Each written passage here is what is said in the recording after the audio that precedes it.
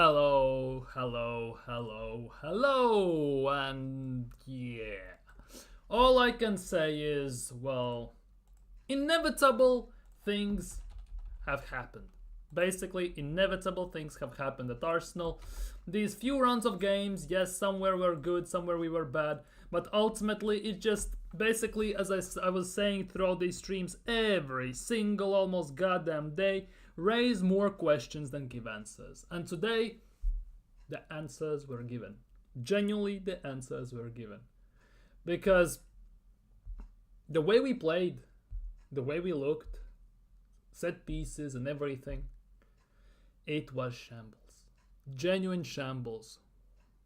I genuinely am lost for words. I'm kind of very happy in a way that I'm doing this stream 4 hours after the game has finished, because then the stream would be completely different, riding with emotions and all that stuff.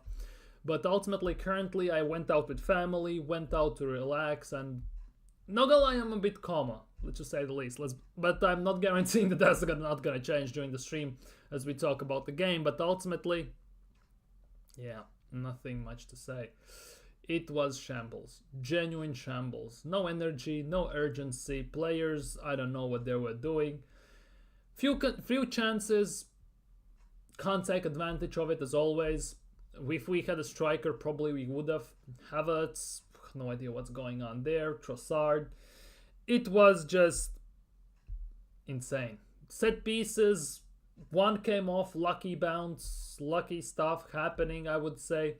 Havertz should have scored that corner in general, but he whiffed the shot, went to Saliba's foot, who, not gonna lie, looked hell offside as well. People say it wasn't offside, but it's a 50-50 shot basically. By VAR rules, if you 100% cannot guarantee that it actually was offside, the call on the pitch stands, so it stood as a goal. But ultimately, yeah, I'm kind of lost for words. I'm genuinely kind of am lost for words, and I don't know where to go from here, how this is going to go, and how this stream will develop. But ultimately, just one thing, not good enough. Genuinely not good enough. 700 million nearly spent. Years go by, months go by, money gets spent on mediocre, subpar, wannabe good players, and the result is the same.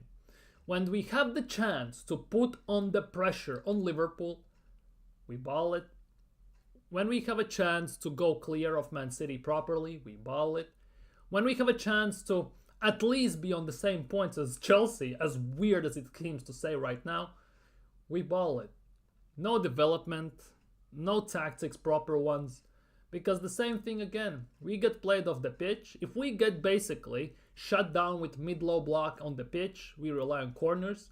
And we saw in the first corner how Adama dealt with us. He took Saliba by his hand and gently pushed him to the ground. And that pretty much set the tone for the whole game. You can see the way Arsenal played the first 5-10 minutes of the game, how it's gonna go. I would say 9 times out of 10.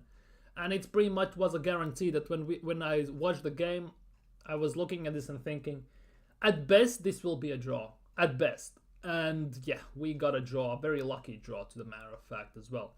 Fulham didn't have to do much. They generally didn't have to do much. They tried their chances. They took one of their low-end chances and it went in. Arsenal, on the other hand, did nothing. Genuinely did nothing. And it is very, very emotionally draining, very, very painful and exhausting. And in general, big up Nathan. He just came by to drop a like. Need a break from this club before my week starts. And to be honest, I understand this, Nathan. Totally understand. And the issue is, we don't get too much time. Because in 2 days, we play, on Wednesday, in 3 days technically, we play against Monaco. At home, which should be a must-win game, which is a must-win game in Champions League if we want to finish in top 8. If we don't want to go in this round of 32, where we have to play any team from 9th to 24th.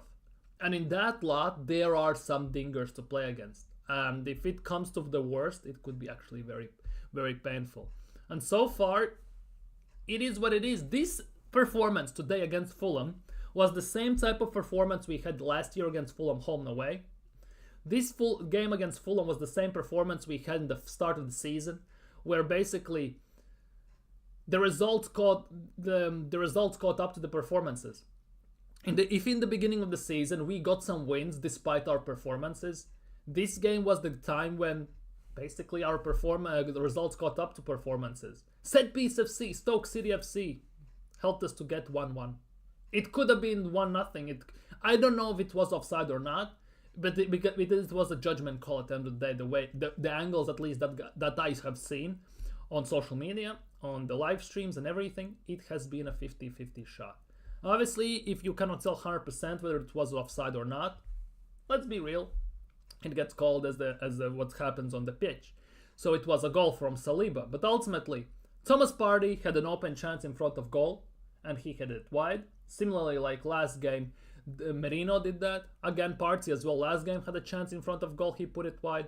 And that just proves how much we miss a proper striker. Havertz was total garbage today. If we didn't have, not gonna lie, Saliba doesn't score that. Saliba just single-handedly, arguably, is carrying our team. He said himself he wants to win Premier League. He wants to win Premier League at Arsenal even. And you can see that. Arguably, if you look at the performances, Saliba, maybe Declan Rice. And let's be honest, that's about it. Can go off the pitch with head held up high. Rest of them, utter garbage. I'm not gonna lie. And the one thing that was working for Arsenal, Timber as a right back, that gets ruined up because Arteta, in his infinite dumbass wisdom, puts him as a left back and puts Partey as a right back. In his dumbass wisdom. You have left backs in the team. Tierney. Why you don't play Tierney? Tell me that. You have Skelly, technically raw, young, but still, why you cannot play him there? And if all falls flat, why not play 3 at the back? You've done it before, let's be honest, you did it in the first season. Why not do this again if something's not working? Kivior as well. As good as game he had, decent game, not good, but decent game he had against United, today he had an awful game. He genuinely, sole-handedly pretty much cost us the game. Because the way Jimenez spun him off the ball was mad. Kivior got called ball watching at the end of the day, and that cost us. Saliba just didn't arrive in time. He got there more or less in time. He almost nearly blocked the shot as well. So you cannot judge Saliba for that. Raya, it's a 50-50, but Raya maybe could have done better. But ultimately, it's on Kivior. Yes, it was a great pass, but ultimately Kivior got called ball watching. And that has been trend with him at center back most of the time. Sometimes he needs to tie his shoelaces in our box. Sometimes he gets called ball watching. And that has been ultimately the time we fall. Trossard, meh. Havertz, yikes. Saka actually in the first half, if he got one-on-one with Robertson, managed to cook him, at times he did it, he actually did good. I'm not gonna lie, in the first half, arguably Saka was our best player. If we look throughout the whole game, Saliba, Saka, maybe Rice, 3 players who done good. Rest of them, it was just shambolic to say the least. Odegaard just basically went AWOL. Havertz might as well not showed up. Same for Trossard. Timber as well was a shadow of himself, let's be honest. It was genuinely a shambolic performance to say the least.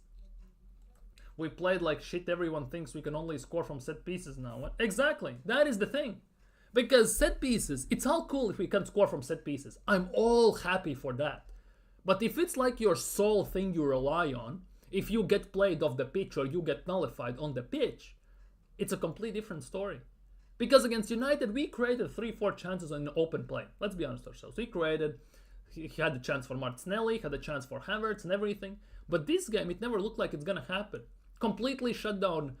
Odegaard, Saka got pretty much shut down. Most of the players got shut down. Everyone went genuinely hiding. It was embarrassing. No urgency, no energy, no excitement. Nobody wanted to win the game. That's what it felt like. Saliba was the only one. Saliba openly on social media is saying he wants to win Premier League. He wants to win Premier League at Arsenal. And if we put performances like this in, where Saliba single-handedly more or less carries the team, our center back is carrying the team, what Premier League title are we getting here? We are not even finishing second at this pace. When Yeri comes on, we're gonna get into Van Yeri in a second, but in general, in other players, but overall, yeah, we're just talking about the game in general. Is this what we're... Exactly, that is what we're doing now. We're set piece FC. United pretty much nullified us on open play. Fulham nearly pretty much did that today as well, and we had to rely on set pieces. United cannot defend set pieces to save their lives. They consider a set piece against Nottingham Forest as well. Marco Silva, before this game, yesterday in an interview, no, on Friday on an interview, said, I know how to deal with Arsenal's set pieces. And we saw that more often than not. More often than not, we actually saw that. How many set pieces, how many corners did we have? We had 6 corners. We scored from one, which was also a very lucky one. One of them, Partey just whiffed the shot from in front of the goal. Rest of them, we got dealt like men against boys, pretty much. What set pieces? Kivior was getting cooked, yes, 100%. And Arteta must go. Ultimately, yeah, Arteta must go. Because this performance is not acceptable on any level whatsoever.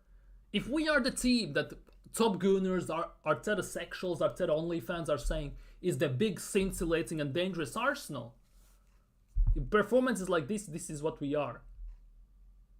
God forbid what happens if we play even worse. Genuinely. We did nothing on the pitch to justify that we are fighting for the title. This was the game where we could have put pressure on Liverpool, minimizing the gap to 4 points, make them a bit more sweatier game against Everton, because their game got postponed. City drew yesterday. We had a chance to pull away from City. And at worst, we had a chance to be tied with Chelsea today after the game. Chelsea just went to toilet bowl and won 4-3. Insane game, to be honest. What Arsenal does, again, pressure mounts. Lots of pressure on Arsenal. What we do? We crumble. We crumble under the pressure again. There are some things you cannot teach as a coach. And there are some things you must install into your team as a coach. One of them is winning mentality. How comes Arteta cannot do that? Oh wait, he's not even a winning manager. He's won nothing as a manager. Let's be honest, that FA Cup, okay, cool, but that's it. As a player, he has won pretty much fuck all. Let's be honest with ourselves, bang average player. Have you noticed that the best managers arguably are the players, first of all, midfielders mostly, but the ones that have won something, the ones that have actually done it on the big stage, like Xabi Alonso, like Conte, like Guardiola, the ones that have been average but have won something. Arteta has won pretty much nothing as a player. He has been captain of Arsenal, captain of goddamn Everton, Rangers, PSG a bit. What kind of captain we are talking about here, and what kind of leader we are talking about here? We need to stop this set piece crap. We can't depend on set pieces, only we can... Exactly. Score goals by passing and scoring. That's what we do. We overhold the ball when we have a chance to pass the ball. Because, again, numerous times, Odegaard is specifically in this instance, again, as I say this every single goddamn stream pretty much, has a chance to play the ball into open lane when someone's making a run. More often than not, it is Havertz. Let's be honest with ourselves. And he doesn't. He just holds on to the ball for too long. Van Yeri comes on, takes a touch, gets past 2-3 men, instant energy, instant attack, instant directness. Odegaard gets the ball, takes 3, 4, 6, 7, 10, 15 touches, gets tackled, loses the ball instantly.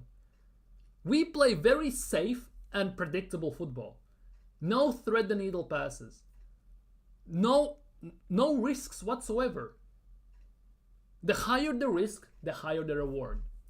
People who play it safe, well, they are happy with top 4 at best. And that's what Arsenal are, a top 4 team. We play like top 4 team. However, if we keep playing like this, we might not even get top 4. Since Arsene Wenger came out and said, oh, top 4 is like a trophy for us, most of the Arsenal fans who heard that have adapted this as a gospel. They're happy with top 4. They are happy and excited to get top 4. Oh, Champions League, top 4, we are up there. And ironically enough, most of those fans are the ones who have never seen Arsenal win a trophy, never seen Arsenal win a Premier League title. It's been 21 years since we won a Premier League title. What trophy is top 4? What trophy is finishing second? What's gonna be excused this year when we again fall short? Last year it was, oh, we almost did it, but we cannot win the league while Pep is here. Oh, we need to get a striker. Yeah, we haven't gotten a striker still. Oh, we got unlucky in injuries 2 seasons ago when Saliba got injured. Oh, it's this. Oh, it's that. Oh, but if we spend more. But at the end of the day, this is on Arteta, on Edu, on Garlic, on Lewis, and of course the main ownership up there from the American bums in Cronkies. Let's be real. Because the Cronkies also don't care. Stan said himself, I bought Arsenal not to win trophies. It's documented in an interview. How can you have a owner with no such actual desire to win trophies? And then Arteta comes out and says, this is the best ownership I have ever seen. I have been under. They're very hungry. They want to win every trophy. Arteta says that coming from Manchester City. From a club and ownership who wants to win every trophy, no matter what the outcome. They don't sell for anything less. And they are trying to expand themselves to be bigger than any other team. Arteta is straight up lying for us in that regard, let's be real. What are we doing? We are turning into Arsenal that was under Arsene Wenger because Arteta is getting the same amount of control of the game, of the club. The issue is though, the football is not there. We are even worse in that regard. Even in twilight years of Arsene Wenger in the last 5 years, we finished twice in top 4, won 2 trophies, and then we finished 5th, and then everyone turned against Wenger, ultimately, okay. But even in twilight years of Wenger, we won FA Cups. We cannot get past even 3rd round of an FA Cup under Mikel Arteta, since he's won it, with not even his own squad. Then he spends nearly 700 million and wins fuck all. Wasted money on mediocre subpar players just to keep us there. Keep us close enough where we are, legitimately, fingertips away, but not there. Just to keep that hope, just to keep the phases, and keep the money rolling in. Because that is the excuse for future to expand the stadium, get more merch rolling, get more money from the fans, milk the fans in general, and feed more lives with PR. Ultimately, that's what it is. What was that crap sack was missing? Odegaard was... Saliba, yeah, don't ever play. Exactly. Why? Why we are playing Partey as a right back? Timber was phenomenal as a right back. Play him as a right back. Put Zinchenko. Who else is there? Tierney. Plays Tierney as a left back. He's back. Why not play him? You want to sell him? Why not play him? Why not? For example, why not play even Miles Lewis-Skelly? And again, if it falls short, play 3 at the back. Like, the way Saka at times is playing, put him at left back even. You cannot do much worse than that. Remember when we had Granit Xhaka and we used to play Granit Xhaka as a left back? Like, this is just insane. Where was Saka? Where was all this? You guys were... Exactly. And I'm saying this every single time on stream, that they go missing when it matters the most. And I respect Marlon for having the hype over Odegaard because it's his favorite player, hype for Saka, the partnership and everything. But again, this was one of those games where we needed those two the most, because you could argue they are the 2 best attacking players we have in the team. And once again, just like against Villa last year, against Bayern, against Porto, and against numerous teams last year, year before that, they have gone missing. And if we don't have these things, if we don't have these players who can basically decide the games by themselves, we're never going to win anything. Let's be real. Look at Liverpool. They had Mo Salah. He single-handedly got them that draw, nearly a win against Newcastle. Mo Salah is that player who single-handedly can decide a game. He has that. Every single big team that wins trophies has a player who by himself can decide a game. We had Aubameyang, Alexis, Van Persie, Nasri, go back, Bergkamp and Ree, and all them people. Remember those days? We had them all. They could single-handedly decide the game. Pires, Ljungberg, pick your poison, basically. Look at every other big team. They always have had a player who single-handedly can take the ball and says, I will do this job, you can just now look and watch at me how it's done. At the moment, Arsenal don't have any of those. We don't have characters in the team. We only have yes man who likes to massage Mikel Arteta's feet, and that's it. Arteta is like at Spa Resort. Everything he says gets done for him.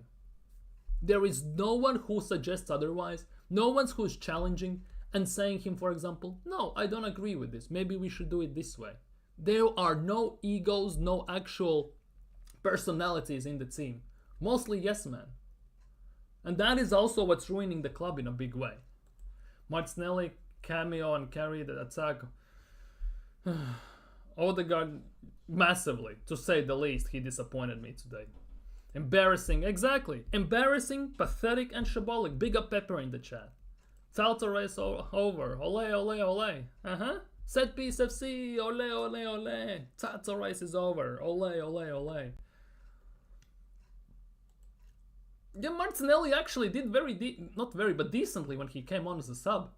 Makes you again question the fact, why didn't he start? In other news, we got pocketed by Sandre Berge, who used to play for Sheffield, who got relegated and went to Fulham. We got pocketed by Lukic, by Tete, who actually is pretty decent right back, defensive-wise at least. He pocketed Mbappe the year before he joined Fulham from Lyon. Diop, Bassi, Robinson, Iwobi was doing pretty well. We got lucky that there isn't enough quality, let's just say, in Iwobi and Adama to actually decide the games for themselves. Because if they could do it by themselves, it would have been 1-1. It would have been 2-3-1 Fulham. Easily as that. Just lack of quality in those players. You can see why they're not at Arsenal. But at the same time, the way Arsenal were playing today, it would make no difference as well. Odegaard, exactly, he's not that guy. He's a squad player. He can start games. But Odegaard ultimately is not the player you rely on to decide the game for you. Because when Arsenal is clicking, we are genuinely like a well-oiled machine. Odegaard looks phenomenal. Prime examples like Chelsea last year when we won 5-0 at Emirates. The pass to Havertz he did and everything, phenomenal. But when we are struggling to create, to attack, to shoot and everything, he is not the guy you rely on. He's gone missing. He has one goddamn foot, only left foot. He has no right foot. As a professional footballer, you should be able to play with both feet. Genuinely, you should have the ability to dribble, to shoot, to pass with both feet. Not specifically to slow down the gameplay and wait till it goes to your strong foot. Unless you're Iron Robben, who is the only one who made his career solely on his left foot, and quite a spectacular career, you're not gonna do it. You're genuinely not gonna do it. Exactly. Vangieri, okay, technically, he might not be better, or something like that, right? But at the same time, Vangieri is something different. He is straight opposite somehow. He gets the ball, 2 touches, and he drives. He takes on opponents. He's not afraid. If he loses the ball, he tracks instantly back. And he always causes some sort of a threat when we attack. He likes to play the dangerous balls. Pause. He likes to play the thread the needle passes. He likes to make unorthodox decisions. Odegaard doesn't do that. He plays the safe and easy option. And that is what's also ruining us long term. I know he ain't my goat no more. It's something... Exactly. How Vangieri comes off the bench for random cameos, few minutes here or there, and still manages in that small period of time do more than most, if not all, our attacking 3, 4, 5 players combined through whole game. How is that even a thing? A 17-year-old in 10-15 minutes does more than our whole experienced, as some top gunners say, world-class attack does the whole game. Like, wake up and smell the coffee. This cannot be a thing. I still have faith, I love this club, but if we don't start scoring from something other than set pieces, we ain't winning shit this year. We will, to be honest, we have Crystal Palace in few weeks, in Carabao Cup at home. If we win that game, we go into semi-finals, right? Let's see who is still left in Carabao Cup. Carabao Cup. Arsenal just played Preston, right? So, Arsenal's next games... I need to take you off a bit. Here we go. We play Crystal Palace, Newcastle play Brentford, Spurs play United, and Southampton play Liverpool. Let's be real. If we get past Palace, it's not anymore when, but just if, let's be real, that's in, well, basically 10 days we play against Palace. That's basically, in a week, a bit more, on Wednesday. So, we will either play Newcastle or Brentford, Spurs, United, or Liverpool. Let's be real, Southampton ain't getting past Liverpool. Let's be honest ourselves. So, in the semi-finals, we will play, most likely, Liverpool or Spurs/United. I don't see us getting Brentford or Newcastle. Maybe, just maybe, but who knows. In these cup games, yes, teams tend to put out weaker sides. No argument about that. Arteta has played Ranieri for full 90 in those games.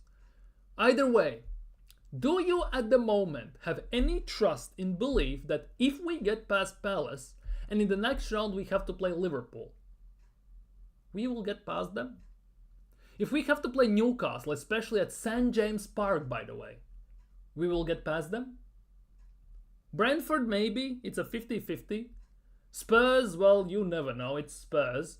United, they're a shit show at the moment, but by the next time we play them, it might be actually curtains. Who knows? I know United are awful at the moment, but hey ho. But at the moment, I'm looking at this Carabao Cup semi-final potential. Even quarterfinals against Palace won't be an easy game. They just drew against United at home. Let's be real, at Selhurst Park. Man City, sorry. But any of these teams we're gonna get in semi-finals, if we get through, I wouldn't put my money on getting past them. I genuinely wouldn't. And that's what's worrying. Because even if we look at from all the teams that are currently in quarterfinals, Arsenal had the easiest game. We had to play Preston. Newcastle had to play Chelsea. Spurs had to play City. Palace had to play Villa. United had to play Leicester. Southampton beat Stoke. Okay, that's easy. And Brentford barely got past Sheffield Wednesday. That's a bit different one overall. But let's be real. Arsenal had the easiest game for the level comparatively to our opponent. Do I have any trust and belief that we will get easily past them? No chance in hell whatsoever. Let's be real. We ain't exactly fact, Marlon, about the set pieces. If we keep relying on set pieces, we cook. This is not how. Exactly. We should be able to consistently have tactics and plans in hand to score from open play. And set pieces should be like additional cherry on top to score from. But we are currently building in a way that our whole season relies on set pieces. Last year as well, about 15 to 20% of our goals came from set pieces. This year as well, we have scored about 6 set pieces? Out of how many goals Arsenal have scored this Premier League? How many goals Arsenal have scored this Premier League? 29 goals Arsenal have scored, and about 5 or 6 of them have come from set pieces. So ultimately, 20% of all goals we have scored this season have simply come from set pieces. Do you think that's a sustainable way to go through the season on course of 38 games and to win something? Like, seriously. Set piece FC is a joke, ultimately. Because it doesn't take too much effort to figure out the way we're gonna run into the box. Switch off from zonal marking, as they tend to do these days, to man-to-man marking. They put Adama on Saliba. Adama put Saliba on his ass on the first corner, and that was it. Like, it was genuinely a shit show. This is crap, we're only gonna... Exactly. Arteta too obsessed with defense, clean sheets, and tight games. Exactly. Tight games work on certain level. Also, if you can defend properly, that also helps. But ultimately, let's be real. Football is won by the team that scores more goals. And this Arsenal team, no matter how you want to look at it, what excuses you want to make, is built and made to be attacking. Saka, Odegaard in open spaces, Trossard with technical ability, Martinelli with pace in behind, Havertz with hold-up play, Jorginho with ball distribution, Partey to disrupt for a counter, Saliba, Gabriel, okay corners, okay cool set pieces if we get some randomly, and then defensively to shut them down, Timber, overlap, invert, whatever you want. This team is made to be attacking, not sit back after make it 1-2-0 and then pray we don't concede. Because as soon as we concede, especially if it's away, the fans get behind the team starts to rally, and it's just a matter of time before it gets 2-2 more often than not. Yes, it didn't happen against Sporting. Yes, it didn't happen against United, let's be real. But we saw that against Leicester. We were 2-0 up, all of a sudden 2-2. And then we had to push ourselves to the maximum extent till 80-something minutes to make it 3-2, and in the end it was 5-2. It was 2-0 Arsenal against Southampton. No, Southampton scored against us first, by the way. And it took us to take a jab straight into the nose from Southampton for us to wake up and start playing football again. Like, this cannot continue. Because if we concede first against a much bigger team, no chance in hell we're coming back. Imagine Diego Simeone in Champions League scores against us first. With that defense, with that passion that team is playing, do you think we have any chance whatsoever to score against them? The way they dig in, the tackles, the stiff, rough tackles they make, do you think we have any chance of coming back in those games? Let's be real. We can get played off the park very easily. If you play proper tactics, you nullify 2 players in our team. We basically become like, I don't know, name a team. A mid-table team, if not even worse. We become West Ham pretty much. Remove Saka and Odegaard from our creative part in attacking, basically you double triple team them, we become a West Ham. We barely can manage to create something. Like, team cannot be built in a way that it relies on 1-2 players to basically save your season. You need to have quality around them. Because if you look at most teams that win something, they always have threat from all across the pitch. If you look at Liverpool, you can try and shut down Diaz, try and shut down someone, but there's always going to be Salah, Gakpo, Nunez, McAllister. Whether you rate them or not is irrelevant, but those are players who can create something out of nothing more times than not. Same goes for City. You can try and nullify, obviously not now, with Rodri going there, it feels like their wheels are falling off, although they drew against Palace with 10 men and everything. But even if you nullify Haaland like we have done, they still manage ways to score. Arsenal don't. If you nullify our set pieces, which is quite easy to do, let's be real, you shut down all these Sakas and Odegaards, we have nothing. We are West Ham pretty much. We are currently, the way we are playing, the way we're doing things, we are a spicy Tottenham.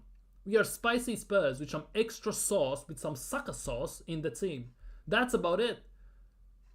Mind you, Spurs at least can score. We cannot even do that from open play. Aren't we used to be... Exactly. We are supposed to win trophies and matches. We are supposed to push for that. But in this game, and just like previous other games, it feels like there is no urgency, no excitement, no will to win. We just sit back and see what happens. And we just think that we're just gonna pass the ball around like horseshoe from Saka to Martinelli, like Saka, Odegaard, Rice, Partey, Havertz, Martinelli, and we're just gonna do this. At some point gaps will open up. Teams are not gonna open up their gaps, let's be real. They know how we're gonna play. They set up mid/low block, and if you don't play quick passes and you force them to come out of their places where they have been set up in 4-4-2, 4-5-1 or 5-4-1 or whatever, how they set up defensively, they're not gonna open the gaps. We might as well keep the ball for 100% of the time, but we're not gonna do anything. They may get one counter, bang, 1-0, we lose. And that nearly happened today. They got one proper counter. Yes, it was a very lucky shot, in a way that usually you don't score that easily from these positions, but if you don't take a shot, you don't score. Jimenez took a shot, he scored, one counter, job done, 1-0 down. And Arsenal never created such a threat that I would sit on the edge of my seat and I would be disappointed that we cannot put all these chances away. Because there were not all these chances away. There were a maximum 3-4 chances during the game. And knowing our inability to finish, inconsistency in front of the net, we couldn't finish our dinner. We couldn't hit more if we were standing on a boat. Let's be real. Give me Maresca philosophy. They at least score. Yes, they concede, but they can score.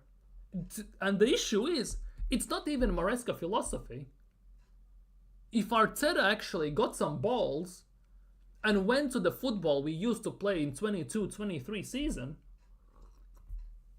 and tweaked it a tiny bit to have more consistency defensively, because we can do it now, most of the teams would fold under us. But at the moment, no team is scared of us. As much as these top gooners want to say everyone's scared of Arsenal, nobody's scared of Arsenal. Let's be real. Not even Southampton, nobody. We are lucky if Preston and Bolton are scared of us. And it's actually a very rough thing to imagine, but let's be real, we played Preston at home, 5-0, Bolton away, 3-0. If we played these both games away, it would be completely different. I think Bolton away, it was a bit different. But yeah, if we played Preston at home away, it would be a completely different story as well. Should have, but that's again, shoulda, woulda, coulda. Arteta doesn't like Tierney. And sole reason, he cannot invert. Maybe stop with this inverted crap and play actually players that are good.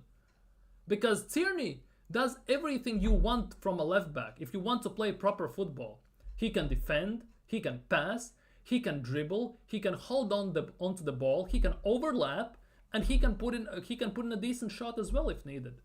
He's an old school type of wingback, sorry. And that actually would work in this Arsenal. Kivra was playing crap, Man U match got... Exactly. Because Man United didn't pose any threat. Man United, when they went forward, more chances than not, we shut them down completely instantly. They didn't pose any threat. As soon as Fulham started to attack us, they put us under pressure, instantly, it was exposed how actually bad Kiwior is. And if there was a possibility to sell Kiwior to Napoli if Conte really wants him in January, by all means, sell him now. Sell him right now. Sign the papers and everything. Sell him goddamn now. I'm sorry, something is falling. It's actually embarrassing. At the time, Wenger was right, as we weren't spending it. Yeah, Wenger was right. We are where we were. Arteta has spent insane amounts of money, and we are where we are. Whoa, that came out of nowhere. And we are where we were with Wenger spending no money, pretty much. Like, what's that all about? Like, come on. Arteta has finished outside top 4 more than he's finished inside, even with the gargantuans. Exactly. To be honest, 3 seasons ago, 21-22 season, we should have finished 4th, let's be real. We had 5 games left, we needed to get about 3-4 points from those games, and we balled all of those games and Spurs overtook us. So it's again on the manager. It's not like we only ball winning the league or something. We actually have balled top 4 before under Arteta as well. Bro says and that is the big issue. That just shows how unmotivated, uninspired, and how much winning mentality our ownership lacks. Because which club in the world would tolerate this? Big club. Do you think Bayern Munich would tolerate this? City? PSG? Real Madrid? Barcelona? Juventus? Inter Milan? Amorim himself said when he signed for Sporting Lisbon, for Sporting goddamn Lisbon, he said himself, if in 2 years I don't win a trophy at such a big club like Sporting Lisbon, I will resign myself. And he said that in 2021 when he took over. Mikel Arteta has never been under the pressure. Never. Basically, that's what he thinks. Also be very suspect of a guy like Arteta who will throw his former employers City under a bus to further his cause. He will do this to us. Also be very suspect of a guy like Arteta who will throw his former employers City under the bus to further his cause. He will do it. Dude, it's nuts. It's genuinely nuts. It is insane. Something Something is very stinky there, very stinky. And I'm not talking about the stink that's coming from Kroenkes from the Wenger days. There is some sort of a new stink around the club, and that is from Arteta. He always talking kind of crap at the press conference saying we were good. Just by the way, let's look at this as well. I'm gonna read your comments and let's look at Arteta's press conference, what he said after this game, because this could be also very infuriating to say the least. If I can get through your chats quickly enough. The man cannot give a straight answer. Exactly, he just beats around the bush and answers like a politician. He says something without saying anything at the end of the day. He always capping. Exactly, bro, this stubborn heck always doing things how he wants and getting us cooked. Exactly, that is the thing. We haven't beat Fulham in years, and that is the issue. Our loss to both loss and draw to Fulham last year, sole reason why we didn't win the league. Let's be real. In the early stage of the season, against 10-man Fulham, we drew the game. You could argue we lost the title already there. Because it wasn't against Aston Villa when we went on a run 14 1-on-1. It was already before December 1-7, losing to Fulhams and all those teams. We lost the title there. Mr. Waldis, what are we? Can't be the best. We are nowhere near. Exactly. We get cooked by unknown defender. Exactly. We get cooked by Bessie from Ajax. From Diop, who God knows where he played before. He's been at Fulham for so long, I don't even remember. I think he was at West Ham at some point. Martinelli and Jesus need to be loaned to MK Dons, dude. So MK Dons don't even want them. What's this? Are we Spurs now? We're talking about Don. Exactly, we just talk big crap without showing anything. And top gooners, Arteta sexuals and everything, they show all the chest. Arsenal, big, strong, scintillating, super duper mig. Nobody's better than him. And we cannot even score a goal from open play in the last 2 games. And we cannot even score from against Ghana and Fulham in 2 years. We cannot beat Fulham in 2 years. He gets paid 200 grand per week. We cannot train his other... Exactly. Odegaard gets through 200 grand or so a week. And he has no right foot. So we basically played 200 grand for left foot alone. Like, he's not Ozil. Because Ozil actually, if Ozil gets paid 300 grand, I can get it why. Yes, he doesn't have the work rate, but he has the qualities, the vision and everything. He actually makes passes. Half of those passes Odegaard is scared to make. In the open lanes, open gaps. Ronaldo said himself, playing with Ozil is one of the biggest treats in the world. Because Ozil was the assist leader in La Liga when Real Madrid won the title with Ronaldo in the team. They sold Ozil. Next year it was Di Maria. They sold Di Maria then. But the vision he just did, it's actually nuts. If you paid me that much, I'd find a way to score. Exactly. On striker. No one's ever seen a full 90 of Wanjeri. We have seen full 90 of Wanjeri against, well, Bolton and Preston. That's it. We haven't seen it against Southampton at home, Leicester at home, nobody at home. If you sell Smith Rowe, loan out Fabio Vieira, and Odegaard is injured, your mind instantly goes to Wanjeri. But no, he tries to play Trossard there, Merino there, and everyone else. Havertz drifts in there mid-games. And when Wanjeri comes on as a sub for 20 minutes, he does more than half of the team combined the whole goddamn game. Make it make sense. Wanjeri is better than 80% of the stars, 100%. Wanjeri and Saka are all 2 best attackers. To be honest, I would be very intrigued to see the attack of Odegaard getting benched, Wanjeri in the 10 and Saka on the right. How that would work out. Because I think with Wanjeri in the 10, that would open up spaces like it was in 21-22 season where Emil Smith-Rowe together with Saka single-handedly saved Arteta's job. That would give us more directness and more attack. Yeah, Yamal is carrying at 17. Arteta would put Yamal on the bench. If not, he would play him as a left back. Exactly, he's ruining football. He's ruining Arsenal in a way. People like to say he has rejuvenated Arsenal, and he has to some extent. Point where point is due. Let's say he has. He has rejuvenated Arsenal and everything, recovered, made it better, unified fans, and all that crap you ever want to say, right? At the same time, at some point the penny has to drop, and you have to realize that this cannot last any longer. He's ruining the club now. We have stagnated. We are not improving. We are getting actually worse. And that at a club like Arsenal shouldn't fly. Arteta should be sacked on the spot already. What was this manager doing with he thinks set pieces? I don't know these set pieces. It's just mad. It's actually, in a way, it's our own fault as well. We like to hype up, we are set piece FC. Why can you not defend them? Why nobody can score from them besides Arsenal? And as soon as other teams shut us down, most of Arsenal fans cry about it. Oh, we didn't get set piece goals, that's why we lost. Oh, it was raining, that's why we lost. How about you call out the manager about the fact that you cannot score from open play, you cannot create from open play, and you solely rely on stupid set pieces to save your whole season? How about that? And you wonder why people don't think we... Exactly, we are not a big club, in a way. We are a big club, but we aren't at the same time. Set pieces, countering shit, passing, cutting inside the box and pressing scores. What are we on 21 and Man United? No, this ain't Arsenal. We also have about 100 plus corners this season. The percentage of success can't be that high. Exactly. Yo, so if we have, let's just say 100 corners, we have scored 5 goals this season in Premier League from corners. That's what? 2% of success? 2% success. We ain't Arsenal, we are set piece, no small teams destroying. Exactly. Small teams are playing us off the park and destroying us on the pitch, while Arsenal cannot create on the pitch and pray that set pieces go in. That's part of Arteta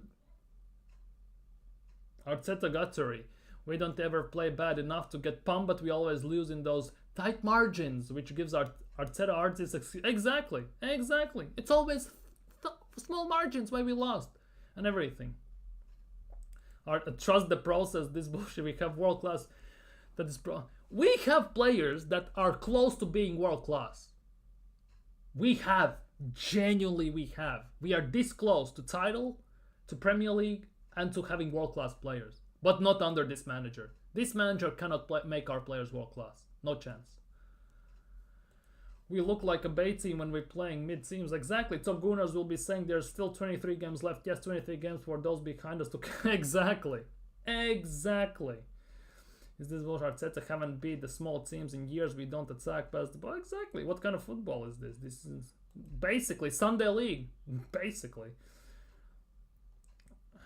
Nobody is scared of Arsenal. If Arteta sexuals can actually get that, I would be kind of fun. Exactly. We make other teams look better than they are against us. Genuinely. And we make ourselves look like basically relegation form against them. Well, that's what it is. Even against against Bournemouth. We looked like we are Southampton, and we made Bournemouth look like prime Barcelona with MSN up top. Tierney, my G, you have the chance to do the funniest thing when Teta finally turns you to someone you refuse to come on and say F of the... Dude, if that happened, that would be...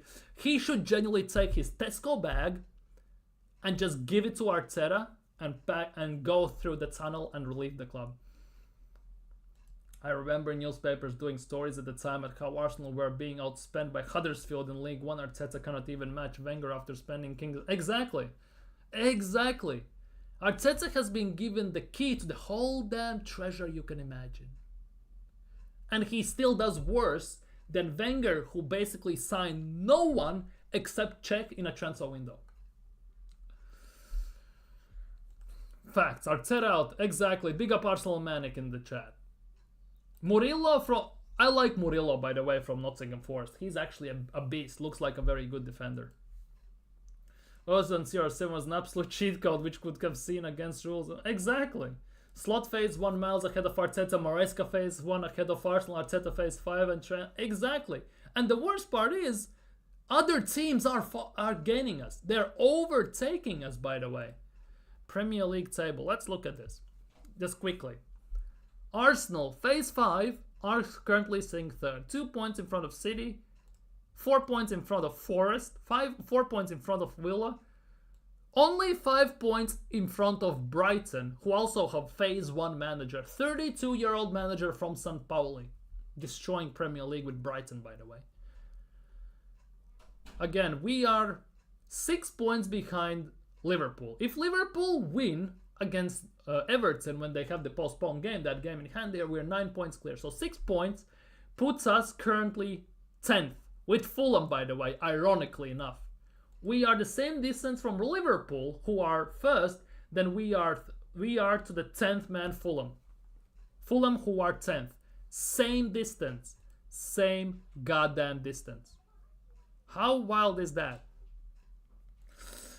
We look like relegation club against these mid-table. Exactly. It feels like when we play against these relegation mid-table teams, we think, oh, we have the quality, we're gonna beat them with one leg tied behind our backs, in a way, if you get what I mean. It's never the case. It's never the case. I would sell Odegaard now while his stock is still high and reinvest in a proper striker and a left wing. We need to sign a number 10 though.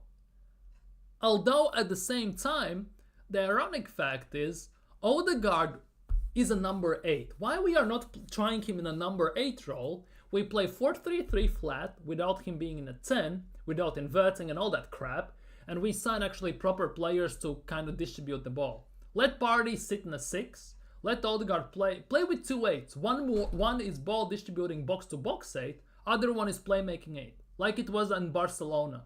Xavi was box to box in the playmaking 8 with a bit of defensive skill. Iniesta was more attacking ball distributor type of 8, and then or left wing, depends how you look at it. And of course Busquets was sitting in a 6. Why cannot we try something like that? If we cannot beat Fulham to stay in a title challenge, you are not exactly. And last year it was the same thing. We didn't beat Fulham in 2 games. We got 1 point out of 6 against Fulham. And that 1 point came at home at the Emirates against 10-man Fulham, who, by the way, equalized from a corner while being down to 10 men. Paulinho scored a goal. He doesn't even know football. Trust the process. But trust the process of being... Exactly. Trust the process. See? Sell Martinelli, Jesus, Odegaard, Havertz. You might just... Dude, if you sell Martinelli for about 60 to 70, Jesus for about 40, that's about 110, Odegaard for about 80, 90, that's 200 nearly, Havertz for about 50, 60 due to wages, we can get about 250 plus 300 million, including the wages we would save, just on those 4 players, technically. The thing is though, we all say sell this, sell that and everything. Do we trust this goddamn stupid ass board to find proper players to replace them? To find a proper replacement for Martinelli? To find a proper striker for Jesus or Havertz? To find a proper backup? To find a proper 8? We have spent about 150 million on left backs alone in these years, and we still are struggling with left back position. We are playing our best right back at left back and our best midfielder as a right back. Make it make sense. And give the money to proper manager. Yeah. We haven't went a full match scoring goals without set.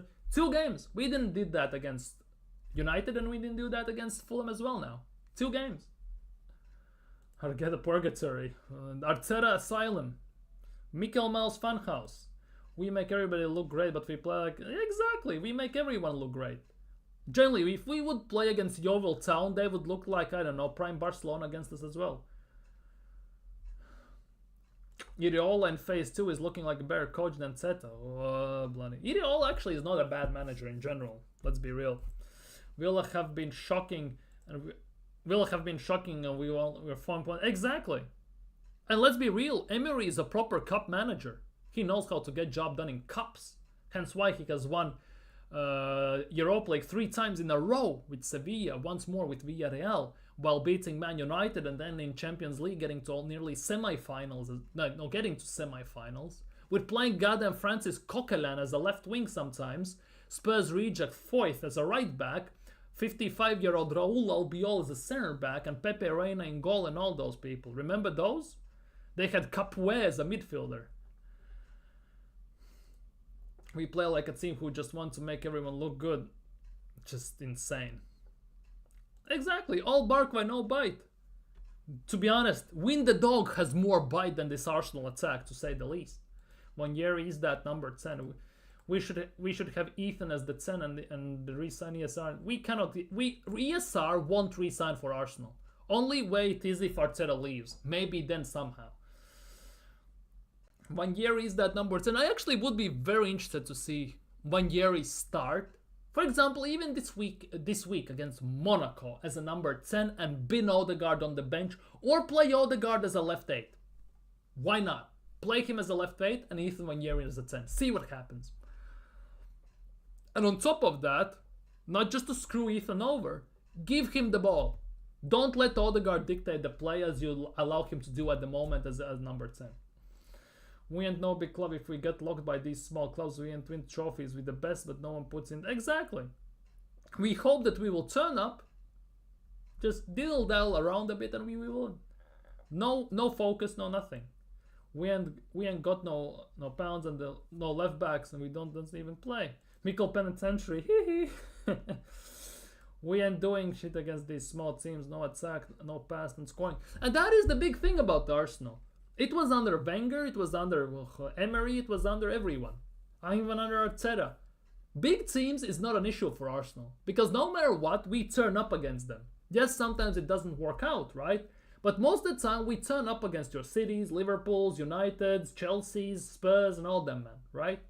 The issue always has been the small teams. Your Burnleys, Evertons, Southamptons, Fulhams, West Hams, all these teams who are mid-table / relegation candidates, we always struggle against them, no matter who is the manager. And that is a big issue. That's a mentality issue. That's a focus issue. And that is now solely on the manager. And I'm kind of scared to see how we play against Ipswich away, especially. But we are just a team for jokes and make fun of them. Generally, sometimes it feels like Arsenal are a social experiment to see how much we will take this crap. And all of a sudden, from punked, someone will come out and say, well, you've just been punked, here's the real Arsenal, or something like that. The fanbase focus on silly crap is another problem. Constantly with this banter thing, making these stupid jokes, it's jarring at this point. Exactly. The thing is, we used to mock Liverpool for being History FC. When it was Brendan Rodgers. Remember Liverpool going, this is our year, we're gonna win the league. And we used to mock them for that because we at the time under Wenger still were winning FA Cups here or there. At the moment, we have become the team we are mocking everyone for. Few years ago, we were mocking Spurs for balling it every single time. We were mocking Liverpool for being History FC and stuff like that. If you look at Arsenal right now, we are the ones who are balling everything you can imagine. We are the History FC, remembering the days of Alexis, of Henry, of Bergkamp and all them, man. We have become the club that we were mocking everyone else for being them. We have become that. We generally have become that. And to make matters worse, the top gunners have so much chest with no actual backing of trophies that it's actually wild. It's genuinely wild. Are we a comedy club or fucking... It's Mikel Funhouse. This is what it is. Sounds like a bit of a BDSM type of thing, but okay, we move. A team with one good player can cook us. Exactly. It takes one big player to have one big performance and we're done. Nah, my head is getting real, dude. I was starting the stream very chill as well, and it kind of has gone a bit. I've never seen another team with more stupid jokes. Exactly. And we have pulled out more merch and everything. By the way, speaking of merch, you tagged me in this tweet, by the way. Where is it? This one. AFTV have put out for Christmas merch. Super Mick Arteta. New merch on sale right now. How shameless can you be? How shameless can you genuinely be, for God's sakes? What else is there? This one. This pretty much shows what Arsenal were throughout the whole full 90 against Fulham. XG 1.9. XG. Open play XG 0.3. That pretty much shows we created F-all during the game. And XG from set play 1.63. We actually have created more XG from corners, which makes sense, we are set piece FC, than from open play. And this is just not it's not the first time. From open play, 0.3 xg, which means we generally throughout the full 90 minutes did actually fuck all. That's how bad it is. That's how bad it is. That's how bad it is, genuinely. That is how wild it is getting up here in this instance. It's actually mad, to say the least. Everybody like and subscribe. Big up Arsenal Manic. Big up Arsenal Manic. Big up, big up, big up. If you haven't liked the thing, subscribe and do everything. Arteta out. More stupid chants, stupid jokes, merch, etc. Exactly. Genuinely. We have released more merch than we have scored goals. This month, definitely. In general. We have released about 6 or 7, if not 8 even, different types of merch from the beginning of the season. We are, 4 months into the season, and we have released 8 types of merch already. Like, what are we doing here? I swear, if one of my family buy me that sweater for Xmas or Christmas, I speak. Dude, don't worry. You still might get Charles Watts' book, Arteta's Revolution, or Zinchenko's book, Believe, with his signature maybe. Maybe with his signature as well. You still have opportunity. And then Arteta says we're doing great, Gunners. We're doing great, Gunners. Don't worry, what is this crap, Arteta? No passing, just set pieces to score a goal for you. Exactly. Do City have all this other crap that isn't winning football matches?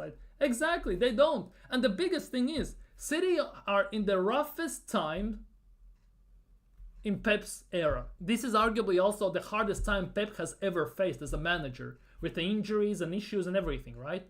And he just signed a new deal. He is the best manager in City's history, arguably the best manager in Premier League's history, depending you like Sir Alex or him more, right? But at the same time, there's a big part of City's fan base already who are calling for him to be sacked. Imagine that. Imagine that. Arsenal could never imagine that. Imagine these top gunners all of a sudden say Arteta out. All of them. All of them say Arteta out. Imagine the days. Imagine if that would be something. Everyone's always injured. Arteta said we deserve to win. He has been smoking bullshit. Dude, we didn't deserve to win anything. We didn't deserve shit. If you cannot score from open play, dude, we basically scored a corner, right? And from the way I was raised, and the way I was watching football, commentators and everything, set pieces are a big part of the game, obviously, and set pieces are a part where you score goals from. But set pieces mostly get used by smaller teams to have a chance against bigger teams to cause a bit of chaos and to score a goal. Because, for example, my national team is shit. I'm gonna put it out there instantly, right? But we play sometimes against the big teams, and we actually manage to get a draw, to get a win even sometimes on occasion, right? To score a goal against some of those teams, right? Yes, we sometimes do it from open play, but mostly we do it from set pieces, from corners many times. And a commentator as I was growing up was saying that the smaller teams, for example, comparatively to Arsenal, it's like your Southamptons, Sheffields and all that crap, right? The best chance for them to score against these big teams is from free kicks or corners. Because you can put your men into the box with arguably less of a chance of being actually getting countered. Because you can get countered, but there's a small opportunity because more chances than not, the ball goes out of the play and you can reset. So these set pieces actually are the best weapon for the smaller teams to use to score a goal. And at the moment, Arsenal are the way we are playing currently, it felt like Fulham are, even though they scored and they didn't do much besides of shots, 2 shots, 2 on target and all that stuff, we make other teams look like they're going for a title when they're a mid-table team. Whilst we, who should be going for a title, we play like we are somewhere battling relegation, we cannot do anything right. Tomiyasu has been injured for 300 years. Oh, don't even get me started on him. Maybe he slipped again on some wind poop on the training pitch and busted up his knee once again. It's always the Boltons, West Brom, Stokes that we're... Exactly. Imagine Delap's throw-ins from the sidelines like practically another corner and everything. The teams who realize that they don't have the ability maybe to create from open play, to have open play chances, rely on these situations. Yes, they may have a get odd shot here or there, maybe a deflection, it goes in and stuff like that. But mostly, they relied on set pieces, corners, free kicks and stuff like that. And now these teams do this. Arsenal are doing the same thing. Are we a small team? Are we like a West Brom or Bolton? No, we're not. We shouldn't be doing that. Yet at the same time, we cannot create from open play. We rely on set pieces. That's a small team mentality, basically. Liverpool play Fulham next week. They'll slap... Exactly. That will be the case. Even though Konate is out for some time, most likely Gomez or Kanash or someone will play. They maybe will get through. They will get through it. Salah will cook them. Salah will cook Robinson 100%. Broken Tomiyasu is done and dusted. He also should be going. This Tomiyasu thing is so weird. It's almost like something behind the scenes. Exactly. I'm telling you, maybe he consistently is slipping on win the dog poop. Win the dog takes a dump in the middle of the, 6-yard circle. He defends a corner, slips. Busted ankle. Busted knee. Who knows? Maybe he gets out of the bed, steps on a Lego. Whoop, broken toe. Who knows? Everyone's supposed to step up. That's what Ben White said, right? Ain't nobody's stepping up. And to be honest, Arteta is not helping the matter. Let's be honest. Because these shift arounds is the worst thing he could have done. Play Timber in his proper position as a right back. Play Partey in his proper position as a CDM. As a number 6. Do it. Because we had on the bench, we had Tierney on the bench. Why not start him as a left back? Why not? Why? Like, genuinely, tell me why. We had Luis Skelly as a left back. Why not start him there as well? Why not? Because, yes, our left side is screwed up after like 300 million spent on the left side, but it's not going to be worse. Just play Timber in his proper position. It was a shocking discovery. When you actually play players in your proper positions, the team actually clicks and plays well.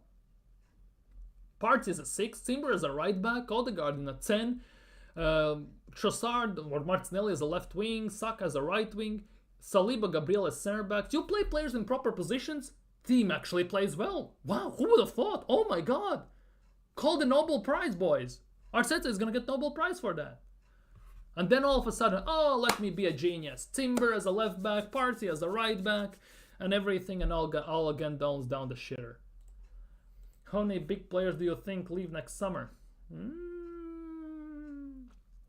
Depends. Really depends. Depends what we do in January, what happens at the end of the season. But even though Saliba says he wants to win just Premier League, he wants to win Premier League at Arsenal, if we keep playing like this, and Saliba actually is one maybe out of 2-3 players who actually gives a crap on the pitch the way he's playing, he will leave very quickly. On the 2 biggest players that could leave quite quickly, right on top of my head, Saliba and Gabriel. Rest of them, Saka maybe could stay for a bit, Odegaard as well, because both of them are in love with Mikel Arteta. If Mikel Arteta walks, then there could be some domino effect, I think. Ultimately, we'll have to wait and see. I'm 90% sure that Saliba has already agreed. Maybe behind closed doors, if not next season, but the season after that, maybe he has agreed, or he will just see out his contract. Time will tell. Why not do short passes on the wing, cut inside, cross and take shots for 1-1? It's weird. It's genuinely weird how Arsenal are doing, and it's really pissing me off. It's really, really pissing me off. And I now have to look forward in 3 days for the game against Monaco and all that crap, and next weekend as well against... Who we play next weekend, by the way? My head is so gone, I actually don't remember who Arsenal are playing next weekend.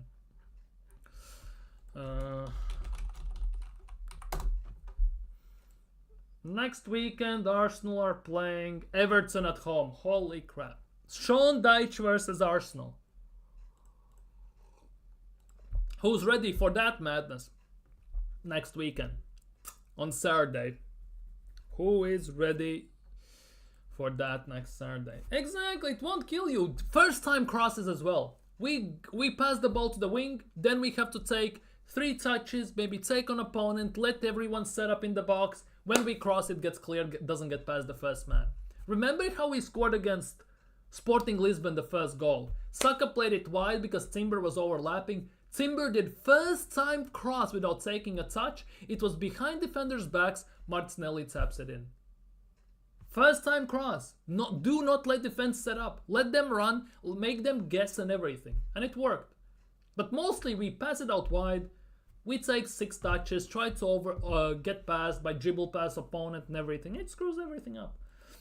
It does more in the match than set pieces. It's Arteta.